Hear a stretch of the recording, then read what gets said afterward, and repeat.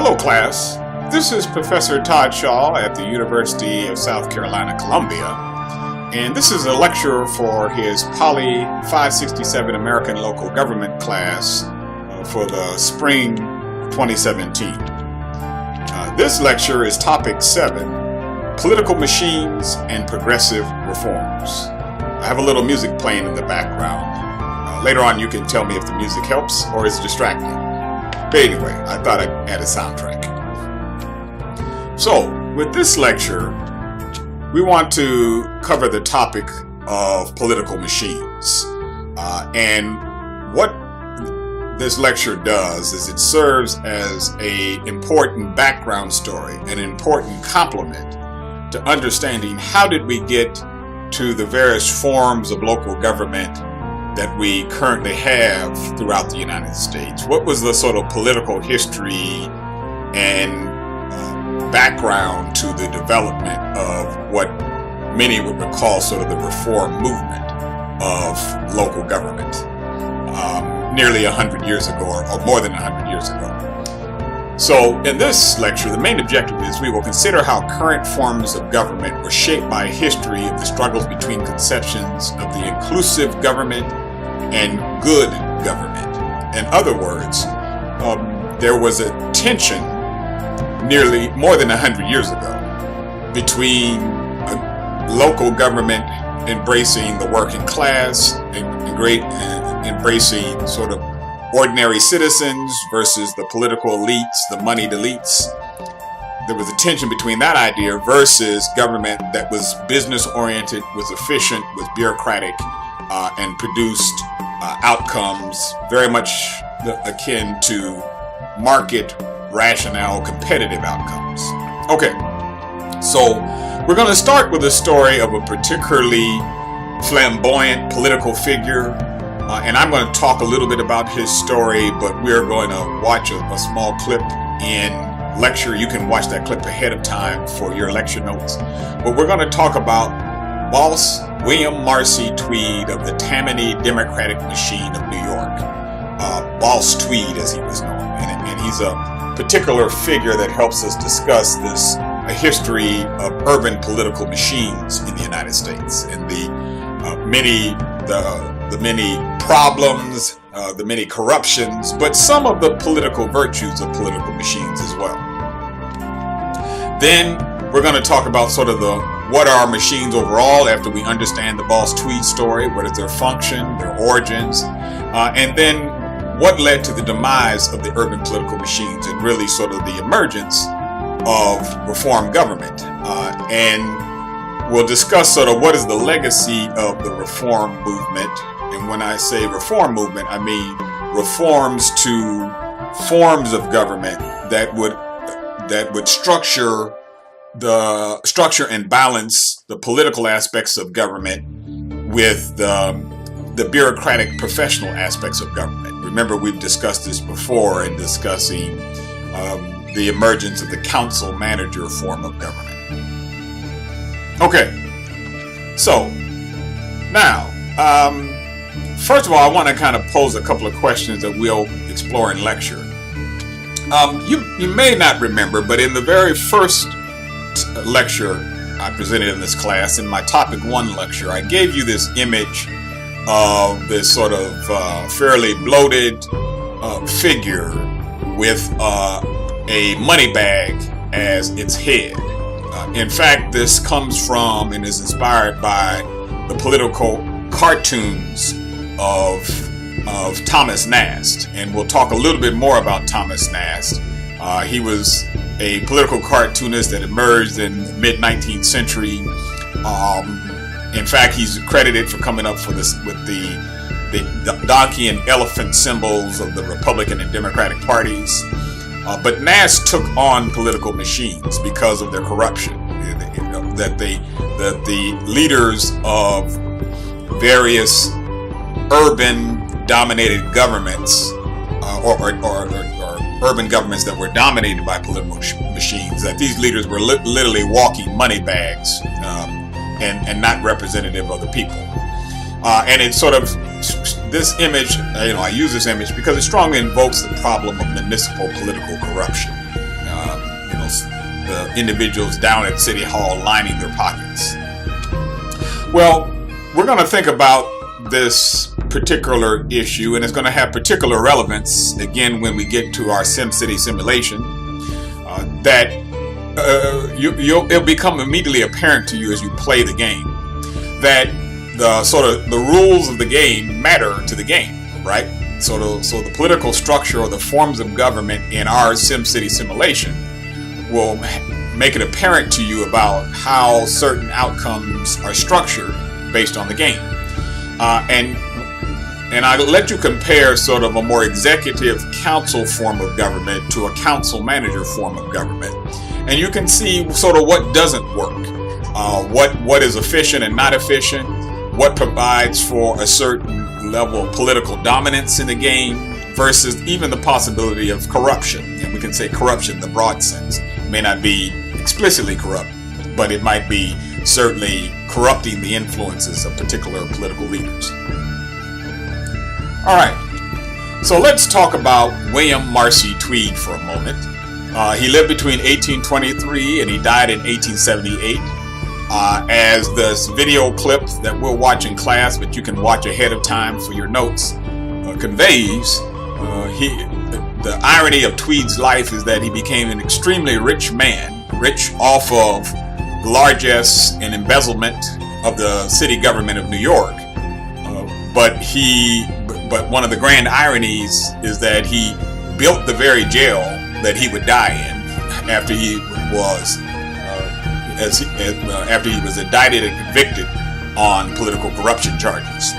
So he was, as I'm saying here in the note, the notorious leader of the Tweed ring. It was centered in a particular building called Tammany Hall, and it was a machine that was dominated by the Democratic Party. I won't take you through all of the ins and outs of this history, but remember the Democratic and Republican parties had sort of different tones 100 years ago.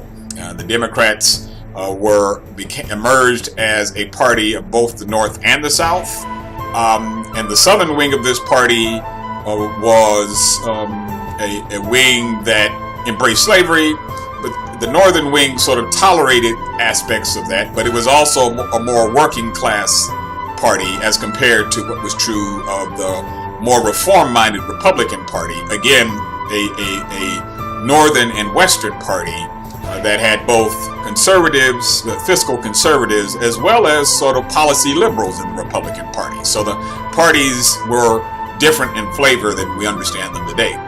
But be that as it may, the Democratic Party dominated many city halls and many city governments in places like Philadelphia, certainly would emerge in Chicago and in New York, no doubt. Now, so the Tweed rose through the city party ranks in the 1850s and 1960s to become the boss of the party, and we'll discuss what is implied by that unofficial but very important title of boss of a political party. To tell you how much Tweed enlarged his pockets through his political corruption, he was the third largest landowner in the city of New York during his time. He was a director of the Erie Railroad, the 10th Bank, and the New York Printing Company, as well as proprietor of the Metropolitan Hotel. He served in the U.S. House of Representatives and the New York State Senate. So how was Tweed brought down? Again, I want you to watch this clip. But one of the hints of how Tweed was brought down was through through the media, and our version of sort of the Stephen Colbert of that day, of the political comedy of that day, but political satire of that day. There was an important and emerging magazine called Harper's Weekly that Thomas Nast became a central political cartoonist in, and Nast lived between 1840 and 1902, so he outlived Tweed. But Nast began to lambaste Tweed and his many cronies for their political corruption, focused on Tweed because Tweed was such a flamboyant figure that eventually it led to the demise of Tweed. But we'll discuss further as the demise of William Marcy Tweed, and we'll also discuss in broad respects how he became a bit of a scapegoat to a broader problem of political corruption in the age, not just by sort of these individuals who projected themselves as the champions of the working class, but also by many elite moneyed interests as well. Okay, so let's talk about the functions, origins, and demise of urban political machines. Here I'm showing you to the right side, the extreme right side, a picture of Jim Pendergast. Jim Pendergast or Thomas Joseph Pendergast. He lived between 1873 and 1945. And he was a political boss who controlled the city of Kansas City and Jackson County, Missouri.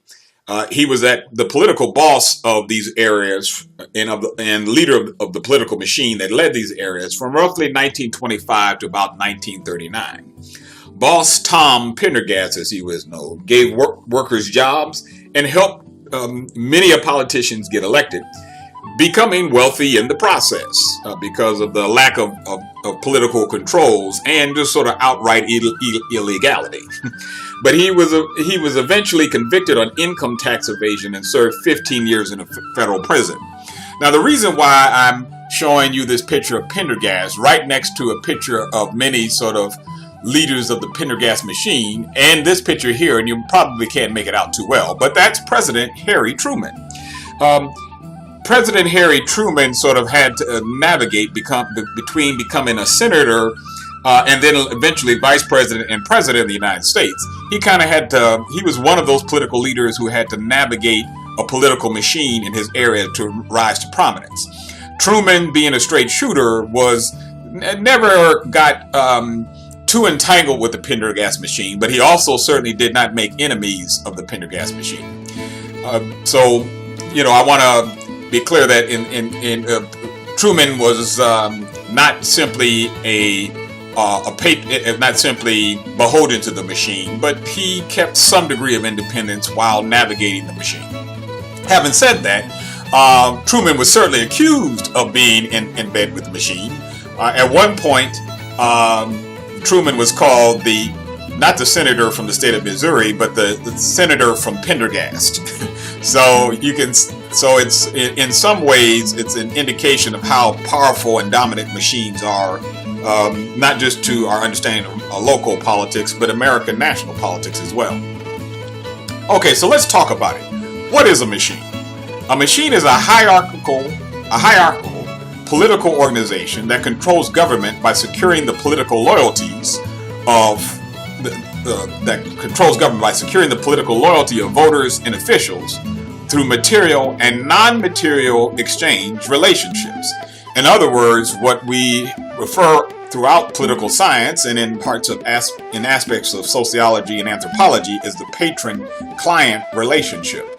A patron is that individual who supplies a good to a client who serves the interest of the patron, or who the patron supports the interest of that particular constituent. So here is the sort of organization or a standard organization of the machine. And you can see the machine is a bit of a pyramid. So at the very top, you have the party leader or the bosses. And in places like Chicago, it might have been the chairman of the Cook County political party, and various lieutenants who might be members of the board of aldermen of the city of Chicago. Often it was the case that it's interesting because the political boss of the machine did not necessarily have a formal role in the political party, but still controlled the political party. So, Tweed didn't have to be the chairman of the King County Democratic Party to control the Democratic Party and control the chairs and various other lieutenants of that party. So bosses varied in the titles that they held. Remember, Tweed was a member of the House of Representatives from New York, as well as just being an outright sort of political boss who controlled, the comptroller, the mayor, and various aldermen, etc. So that's the party boss. Then under the party boss, because the machine is an organization. It might be an organization, it might have been an organization dedicated toward corruption, but it was efficient in its organization and mobilization of various groups toward the ends of serving its ends.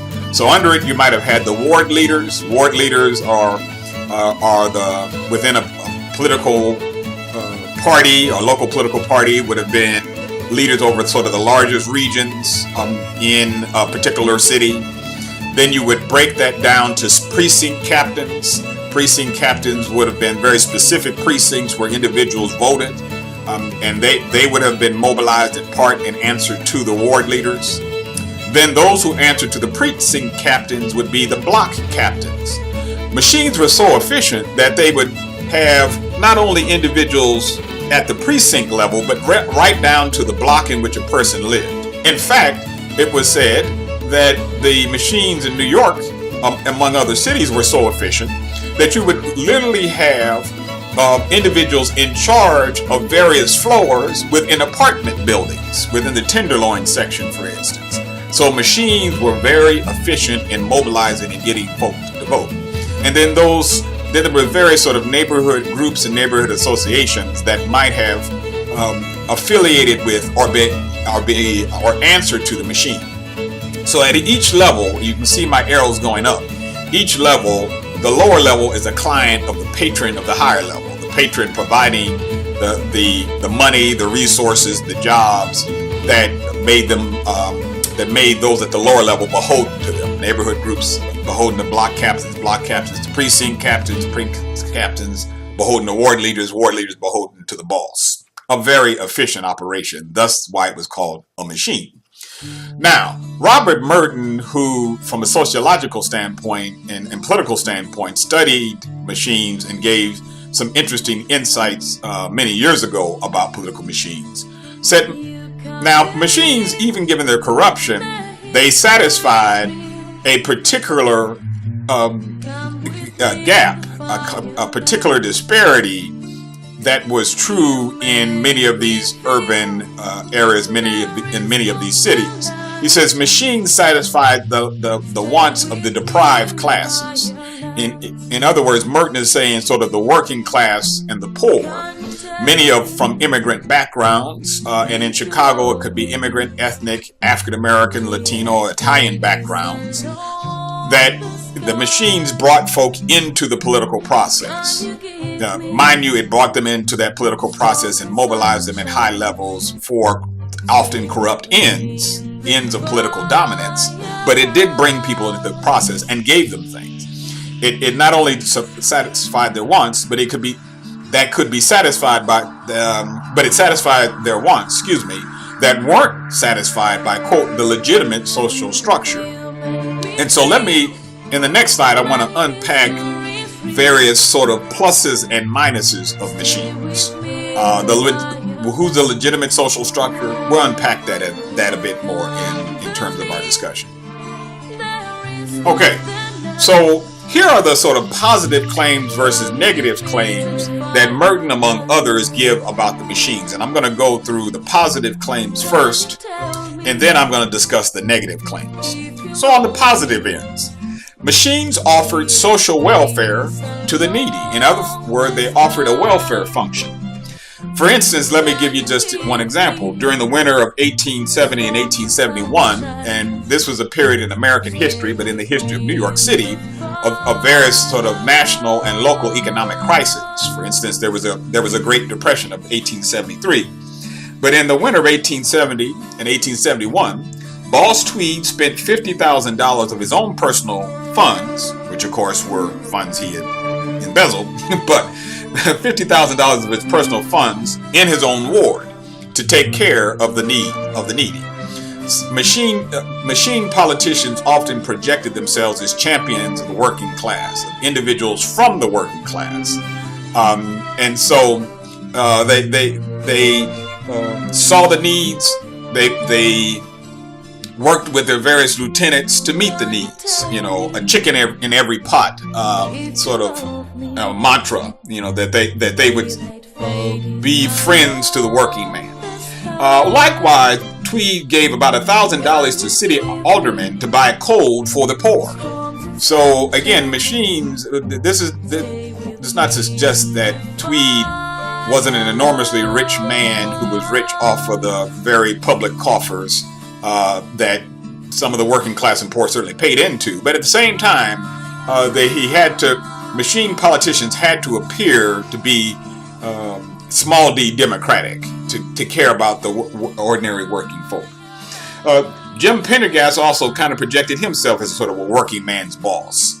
So machines were, again, bringing folk into the political process in corrupt ways, but they were bringing them in. Secondly, they were channels of social mobility. That's one argument. Helped integrate European immigrants into the American way of life.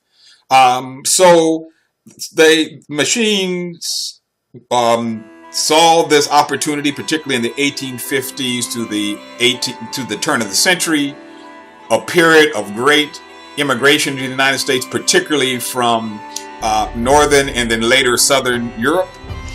And they were self-interested in sort of assisting a newly arrived immigrants to naturalize, helping them through the naturalization process, finding them jobs, places to work, sort of bringing them into a network, if you will.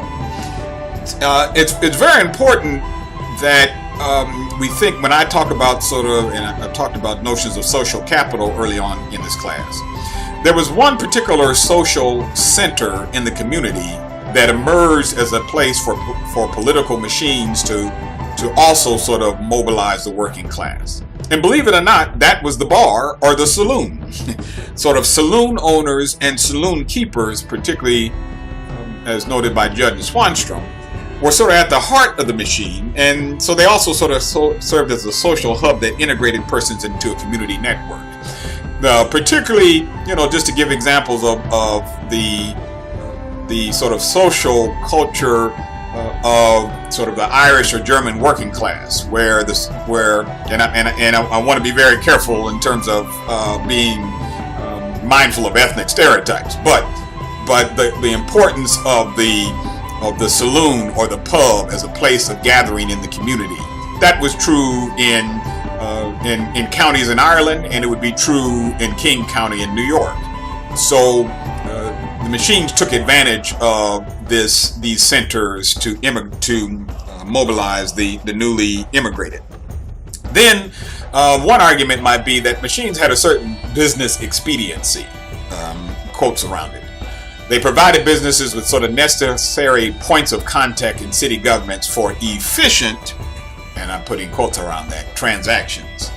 So, machines had this working class face, but it was particularly the moneyed elite that also benefited from the machines. Individuals like Jay Gould, Jim Fisk, Cornelius Vanderbilt, Jacob Astor, all needed the assistance or used the assistance of political machines for public works projects, for city contracts, for a whole range of things where these individuals had business interest, and having partners in City Hall made a difference. So it could be sort of a range of ways in which these moneyed interests were served.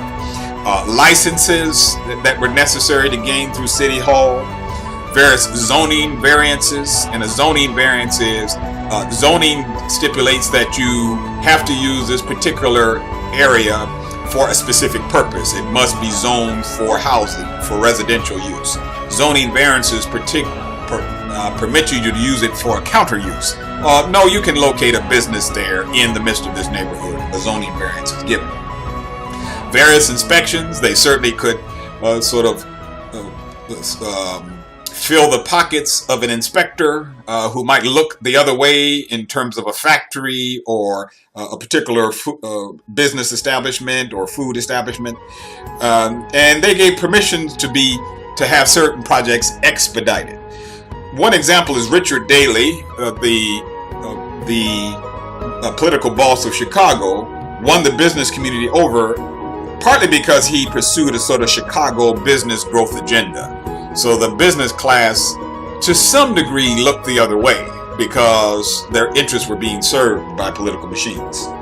Then machines certainly centralized power. They centralized city power and abetted city growth during rapid industrialization and urbanization. The rapid growth of cities sort of during this golden age of political machines required the growth of and the building and planning of new streets, of new sewer lines, of new housing and streetcar lines and other facilities. In weak mayor systems, the machine helped to coordinate. So machine in some ways overcame the inefficiencies and the lack of political coordination of weak mayor systems. The Tweed Ring in the 1860s sort of pursued an ambitious development plan for Upper Manhattan. Tweed is accredited for building, through great political graft and overpricing, a very beautiful county courthouse, among other sort of innovations. So we shouldn't be mistaken. Cities grew under political machines because machines in some part needed the growth to keep up with their dominance and to pay patrons. It was a self-serving enterprise. Now on the negative side, machines retarded they certainly exerted social control. They suppressed trade unions and class interest, most interested in self-enrichment. So even if machines projected themselves as sort of peons or champions of the working class, they were really more interested in self-enrichment. So political bosses might have touted that they were interested in working man's rights, but they opposed trade unions, and they challenged because trade unions or the ability for working persons to come together to collectively bargain would have challenged their political power and their political monopoly, and it would have been the unions having influence over the working class, not the political machine. Secondly, machines certainly could have retarded social mobility. So for all the discussion of channels of social mobility, they might have retarded that social mobility. Though Irish dominated, they took generations to catch up to other ethnic groups due to public sector preoccupation. Now this is a claim that Stephen Erie makes, that in his book Rainbow's End. Stephen Erie argues that sure, it's true that the Irish working class, say in the 1860s and 1870s, may have gotten a job in the Public Works Department of New York City as a street sweeper. But Stephen Erie argues that whereas the machine provided job security, it didn't provide mobility. That individual might remain that street sweeper for the next 30 years of their life. What would, if in a more efficient system, if they had the ability to move up the ladder, to gain public education and not only beholden to the machine, that person might have moved up from street sweeper to supervisor to getting a job in sort of a desk job in a downtown city department. But machines had to keep people locked in place in order to keep everyone contented. And so that's one argument. Plus another argument, very important, that Diane Penderhughes makes in her work, is that there were certainly groups left out of the machine.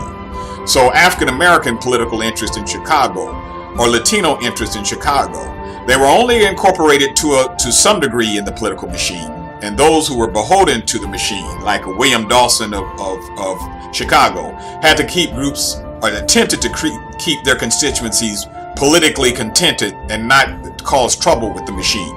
The machine trying to sort of politically mollify certain groups. So those are sort of the tensions that the machine created, and certainly needs they could not serve, or needs they underserved. Then you can talk about business expediency, but machines were harbors of political graft.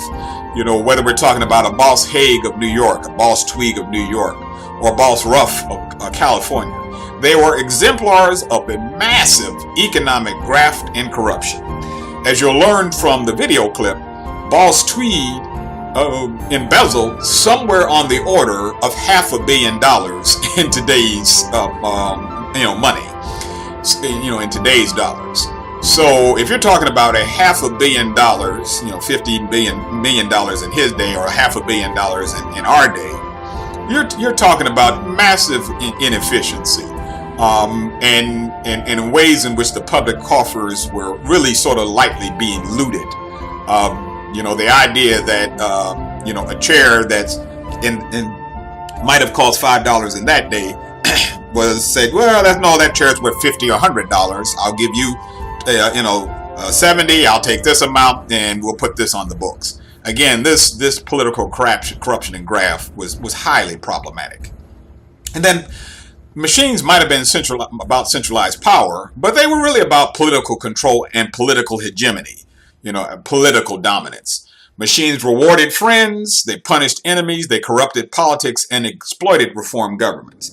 So it's not hard to imagine, given all the other things we've said about machines, how they would, maintain this political control and this political dominance. Okay. So, let's talk about the factors that created the emergence of urban political machines. What are the factors that contributed to their origins? Well, interestingly enough, it was a particular democratization of American politics, literally, that led to the emergence of machines. So, sort of, the emergence of universal white male suffrage, or the Jacksonian democracy period of the 1830s, initially attracted urban constituencies to Democratic Party bosses. Now, Jacksonian democracy was very much geared in working class politics, but it was sort of white racial working politics because Jackson, Andrew Jackson, as well as the Democratic Party, was a party sort of vested in slavery and in the suppression of various groups like Native Americans. And it wasn't embracing the suffrage of women. So it was a very specific form of democracy, small d, if you will. But because there was this mass mobilization occurring, and Jackson really was among the first modern presidents to have a modern political campaign that widely mobilized the eligible voters, and we'll underscore who was eligible, voters of the day. It required political organization, and thus in stepped the political machine to bring about that political mobilization. So this is a period of high mobilization where parties are clearly mobilizing folks to get out to vote. Then, what also was very critically important to the machine was the emergence, as we've already indicated, of the Irish and German working class who arrived in various cities. Now, given the sort of political turmoil at the time of Germany, of the sort of various political and economic turmoils occurring among German provinces, that would create a push factor for the working class to come to the United States. The great potato famine of the 1850s in Ireland, that would promote, that would encourage at least upwards of 1 million Irish to immigrate outside of the country into the United States. These individuals, these constituencies arrived in places like New York, Philadelphia, and Boston. And there was tension among the Irish and the German working class. We've already talked about the gangs of New York, a sort of popularization of the conflict among these working classes in the Tenderloin section of New York and around various issues. By the 1860s, in the Civil War, of course, there was the great riots of the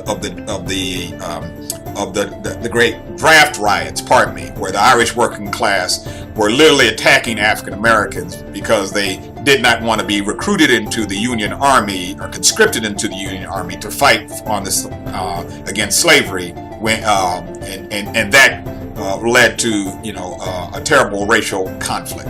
But again, their emergence provided a opportunity in these political centers and in these cities for the political machine to capitalize and to use their votes to gain and maintain political control.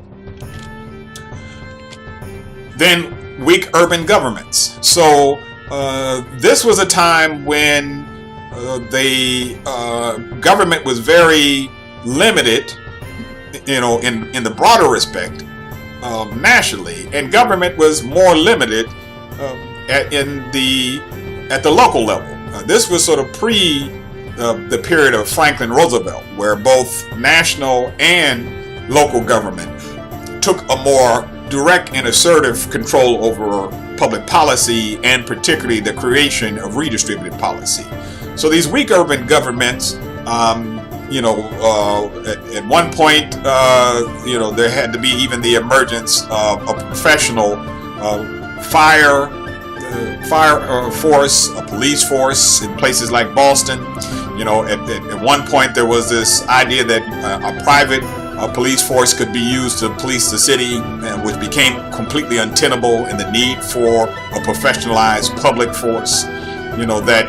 There were various ways in which zoning and had not yet emerged, and so you would have sort of massive unhealthy conditions in various slums because there was no sense that there was any problem of putting a factory or putting a slaughterhouse for beef next to apartment building. So all of these ways there emerged, these weak governments provided the machines with an opportunity to come in and to better, if you will, regulate. Then there was sort of as I've said, the social centrality of the pub or saloon, often run by bosses, and all led to the creation of sort of an alternate form of political organization or control. It was sort of a very grassroots means, because the grassroots means to take in and to mobilize folks at the pub or saloon level. In many respects, because you were talking about the working class, folk after the end of a long day wanting to go to socialize and to get a beer and sit around with friends and enjoy themselves, again provided the opportunities for these saloons and these pubs to become central places to discuss politics and to get folk involved in the political process. So those are the factors that led to the machine's origins and its rise. What are the factors that led to the machine's decline?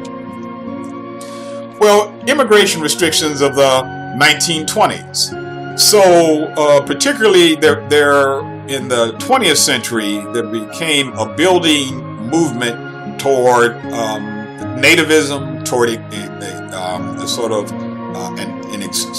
exclusionary movement that argued for greater and greater restrictions upon immigration, and particularly among the most restrictive immigration laws ever passed in the United States were the 1921 and 1924 Immigration Nationality Acts that very specifically defined the quotas of who could come into the United States. And there were, up until that period, a raft of ways in which groups were excluded from the United States, including, quote-unquote, the imbecile class.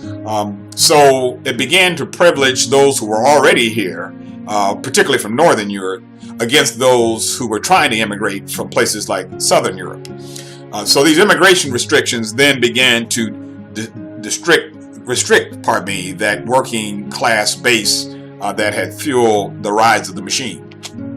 Then secondly, the emergence of the merit system, the Pendleton Act, the idea that one has to have a certain level of professional and educational qualifications in order to apply and in order to be hired in a position in a public bureaucracy, a local bureaucracy, or in the federal or state bureaucracy.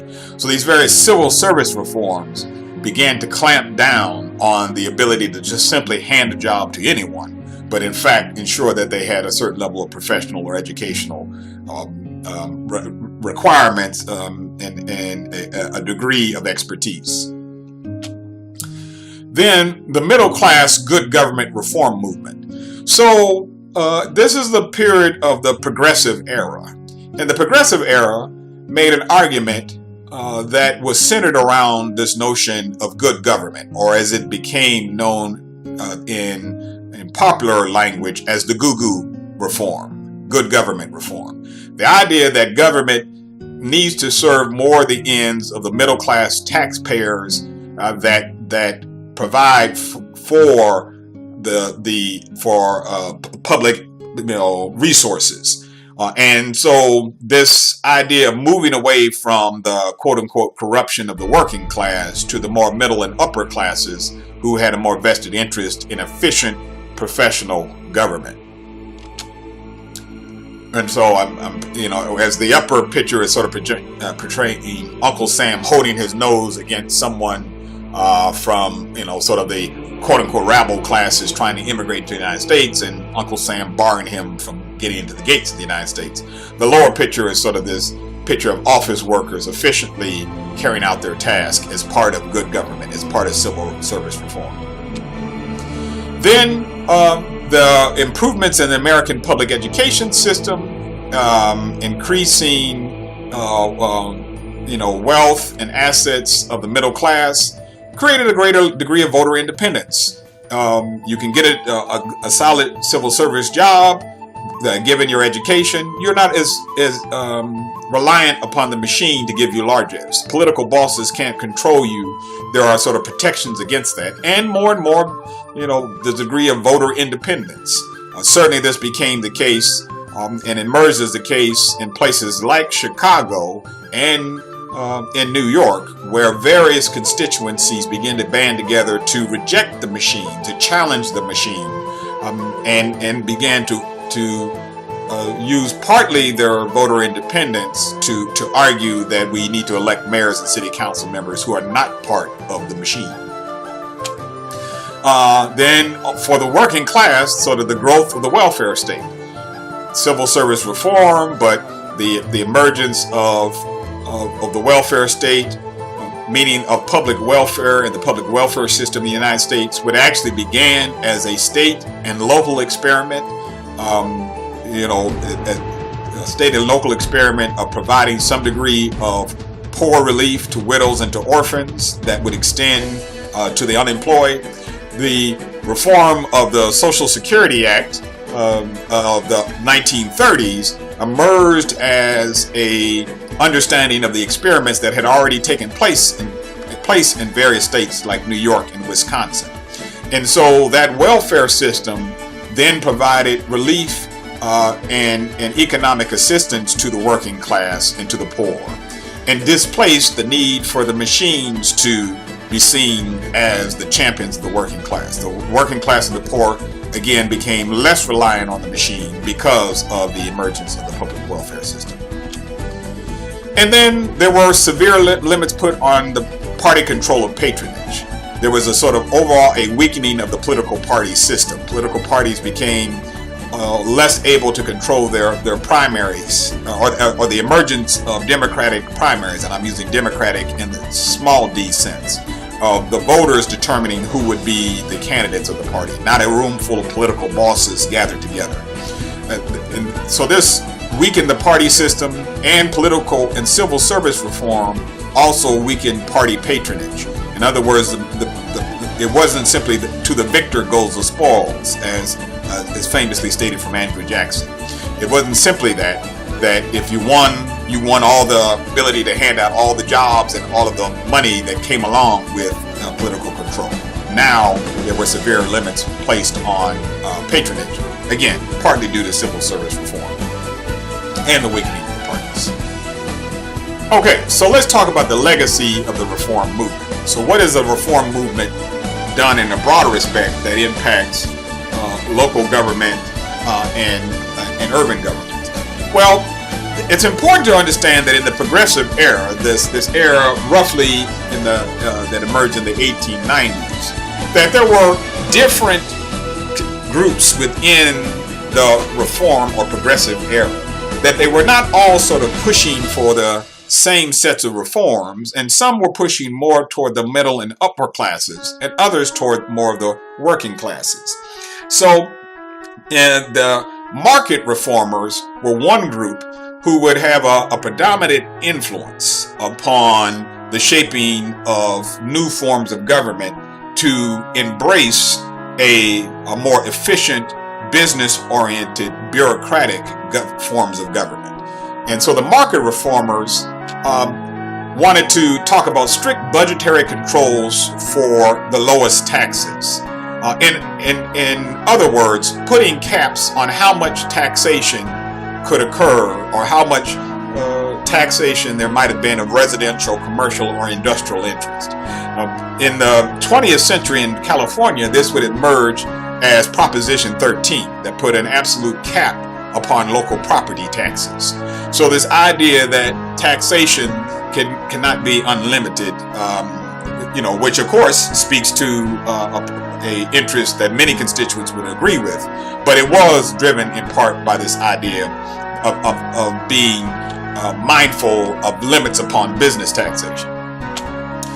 Then separating politics from administration. So remember, we've talked a lot about the mission management system or theory. We've talked a lot about the creations of government, forms of government where you have both political and professional control of aspects of government. The city council being in charge of the policy and politics of a council manager form, but the manager being responsible for the professional, bureaucratic, sort of business-oriented operation of the bureaucracy. And also, I should mention, with separating politics from administration, civil service reform was certainly a part of that, but also having nonpartisan elections was a part of that effort. Then trained experts to run cities. In other words, it was sort of this idea of the emergence of a public administration class, folk who had insights and educational training to run cities, similar to the idea of having to go to business school to run a business. And in fact, this led to the emergence of the discipline of public administration. So government should be run like a business. In other words, that there were sort of scientific management principles that one could apply to run government. And actually, it was sort of influenced by the thinking of the day, Henry Ford among many of them. If you could think very efficiently about how to improve an assembly line and be scientific in the processes of an efficient assembly line for a car, you could think about the sort of same broader principle of the scientific management of public bureaucracies. Now, those were the sort of reformers who were the market reformers. Market reformers were, in some respects, sort of different from, in some ways, quite different from sort of social reformers. One argument might be, and Judge Swanstrom summarized this in their book, that market reformers sort of sought to sort of suppress immigrant or working class differences, and we'll talk about that shortly. But they were sort of suppressing the immigrant or working class. They had had enough of the working class being benefiting from the largesse of the political machine's corruption. But again, they were different from social reformers in many respects. I'm showing you there a picture of Ida Tarbell and her famous sort of muckraking journalism that was important to this era, or that lower picture of the work of Jacob Reeves, who would walk through various slums of New York and capture the plight of the working class. So social reformers were concerned about corporate greed. They were critical of those who at the top who had in part benefited from the political machines. They were concerned about labor conditions. They were concerned about urban poverty that faced immigrant working class. Sort of a muckraking press and popular literature propelled the causes of both. So from Ida Tarbell to The Jungle, as written by Upton Sinclair. Just a moment about it. Upton Sinclair in 1906 was a novel. The Jungle is a novel written by Upton Sinclair, an American journalist and novelist, and Sinclair wrote the novel to portray the lives of immigrants in the United States, in Chicago and similar industrialized cities. Many readers were most concerned with his exposure of health violations and unsanitary practices in the American meatpacking industry during the early 20th century. It was based on an investigation he did for a socialist newspaper. So the progressive era, as you can see, and as you understand from your own study of American history, was a very complex era that embraced both folk critical of the working class and who saw themselves as champions of the working class. Okay, so let's talk a little bit more about the reforms of the legacy of the reform movement. So the broader reforms that came out of the reform movement that actually had national implications, so they were sort of local politics that also would have national implications, was certainly the emergence of electoral reforms. So the emergence of voter registration as a process, of literacy requirements. And literacy requirements were highly problematic methods used, particularly in the South, to bar African Americans and in many respects the white working class from voting. And it was sort of a elitist and an exclusionary process that was used. Now, it was not always a strict notion that the person couldn't read. It's could they satisfy the registrar that they knew how to read or that they understood. And so there was great and actually enormous discretion given to local county registrars, particularly when African American voters came, and they gave them a series of tests that barred them from voting. Then you had the Australian ballot. The Australian ballot means that it was a secret ballot, that you could not simply stand in public with someone aiding you to mark your spot, to mark your X in the proper box, but you had to stand in a place of seclusion and mark the ballot yourself. Of course, that might have been a bias for the middle and upper classes, because of course the working class would have had lower rates of literacy, and thus would not have been able to navigate a written ballot as well as the middle class and upper classes. Then nonpartisan elections, at-large elections, referendum, being able to argue for the ability for voters to approve policy measures, and recalling politicians. Nonpartisan elections and at-large elections very quickly. Nonpartisan, of course, meaning you don't have a party label, you take the political party and political machine out of the process. At-large elections, meaning that you wouldn't have elections district by district, but people would be elected citywide. Again, this was an important reform, but it was a reform that often biased underrepresented groups, because they could be outvoted in a large election, whereas they could have representation in a district system. Government reforms, corporate models of government. So the commission form of government and the manager form of governments merged, particularly at the local level, and we've already talked about this extensively.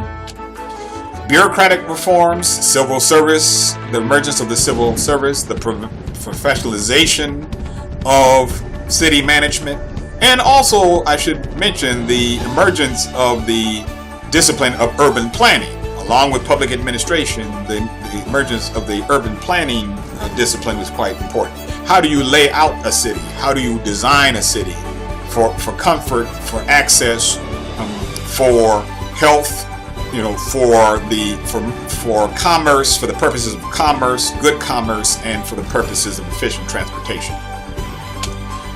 Then, even given these reforms, there were sort of class and ethnic consequences of this reform. One being, of course, that the working class had a level of disenfranchisement.